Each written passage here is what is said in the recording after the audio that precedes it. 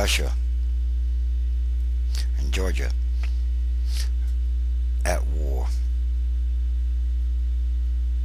Hundreds of deaths, if not thousands, so far alleged. And South Ossetia as tanks, columns of tanks, and aircraft deploy. Russia has dispatched armored columns into the breakaway enclave of South Ossetia after Georgia, a staunch U.S. ally, launched a surprise offensive to crush separatists or militants. Witnesses said there was heavy damage and many civilians were killed or wounded or maimed. Fierce fighting reportedly raged well into the night, with Georgia's Interior Ministry saying early last Saturday that warplanes attacked 3 Georgian military bases and key faculties for shipping oil to the west, for shipping petroleum to the west. There were many bodies lying on the streets around ruined buildings and cars. It was impossible to count them all now. There was hardly a single building left undamaged, said one witness. Of course, the fighting broke out as much of the world's attention was focused on the start of the Olympic Games, and many leaders, including Russia's Prime Minister Vladimir Putin and President Bush, just happened to be in Beijing at the same time, of course. And the timing suggests that the president of Georgia may have been counting on this surprise to fulfill his longtime pledge to take back control of the breakaway province, a key to his hold'em power. The rebels seek to unite with North Ossetia, which is part of Russia, of course. What a brilliant moment to attack. The president of Georgia agreed the timing was not at all coincidental, but accused Russia of being the aggressor. Most decision makers have gone for the holidays, he said. Brilliant moment to attack a small country.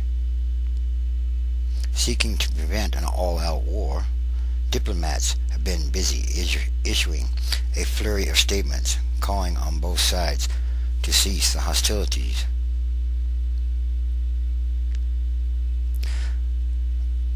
One leader of the breakaway province said about 1,400 people were killed in the onslaught.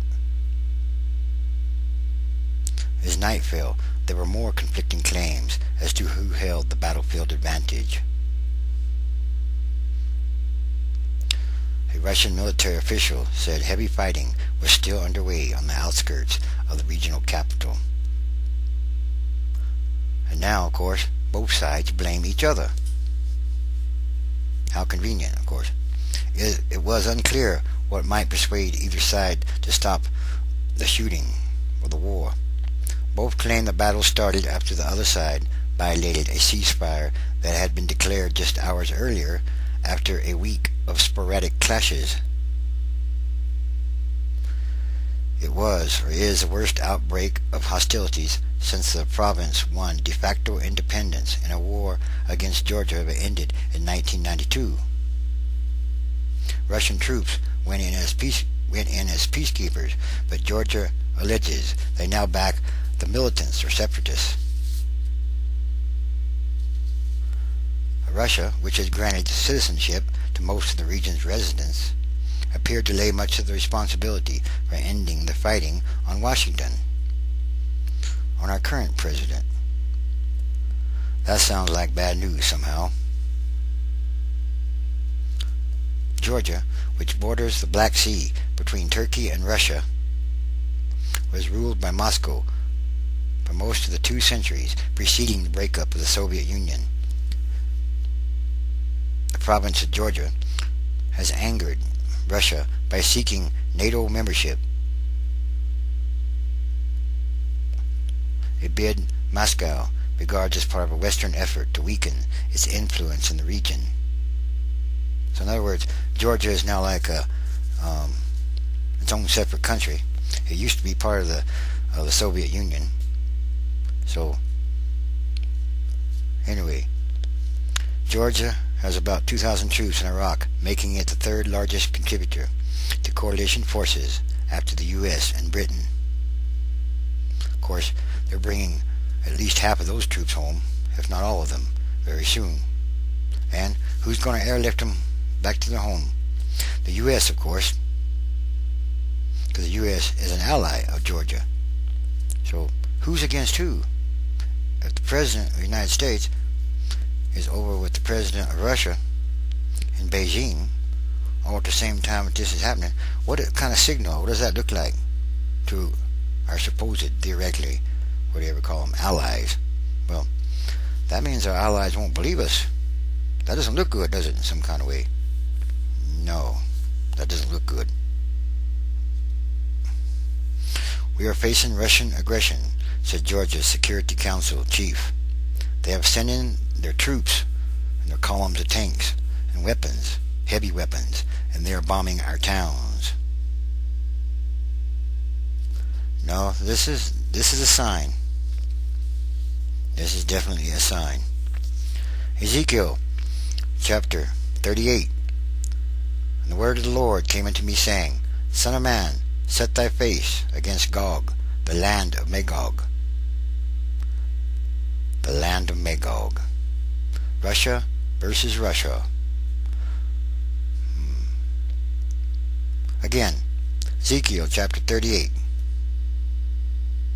And the word of the Lord came unto me, saying, Son of man, set thy face against Gog, the land of Magog, the chief prince of Meshech and Tubal, and prophesy against him, and say, Thus saith the Lord God, Behold, I am against thee, O Gog, the chief prince of Meshech and Tubal, and I will turn thee back and put hooks into thy jaws, and I will bring thee forth, and all thine army,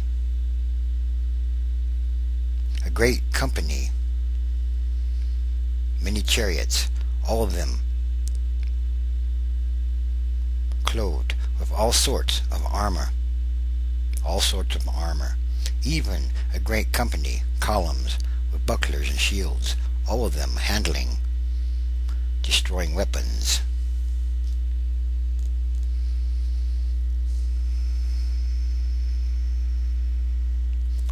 All of them.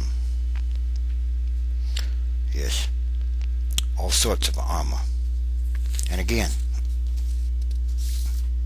Russia versus Russia. Troops battle on water. Well, it certainly could read like that. Russia and Georgia at war. Russia has dispatched armored columns.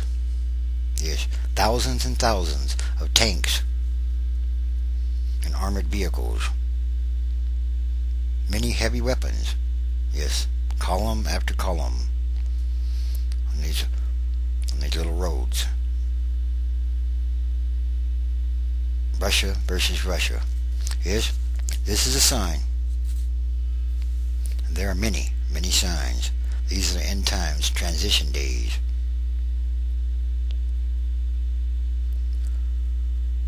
And these are more signs.